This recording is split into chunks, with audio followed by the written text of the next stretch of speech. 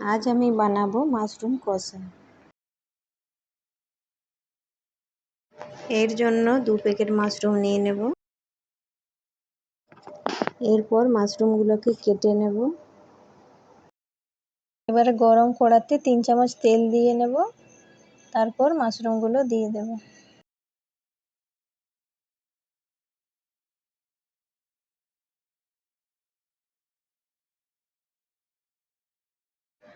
এরপর দেব সামান্য পরিমাণ নুন আর হলুদ দিয়ে ভালো করে নেড়ে নেব।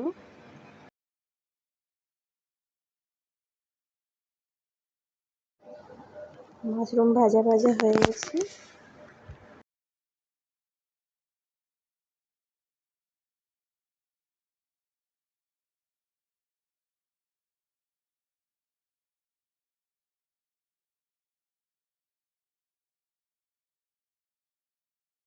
আবারও কড়াতে তেল দিয়ে দেব 2 চামচের মতো। এরপর গোটা জিরে আর 2টো তেজপাতা দিয়ে দেব। এরপর দিয়ে দেব কেটে রাখা পেঁয়াজগুলো। এখানে আমি 3টে পেঁয়াজ কেটে নিয়েছি। আমাদের পেঁয়াজ ভাজা হয়ে গেছে। এরপর দিয়ে দেবো আদা বাটা, রসুন বাটা 2 চামচ। এবার ভালো করে নেড়ে নেব। এরপর দিয়ে দেব গুঁড়ো মশলা, আমি জিরে ধনে পাউডার 2 চামচ, হলুদ গুঁড়ো,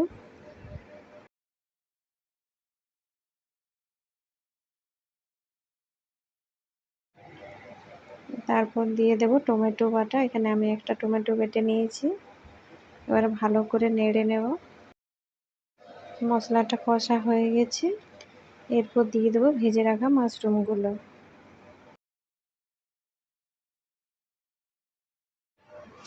এবারে অল্প একটু জল দিয়ে ভালো করে কষিয়ে নেব। একটু মাখা মাখা হয়ে গেলে নামিয়ে নেব।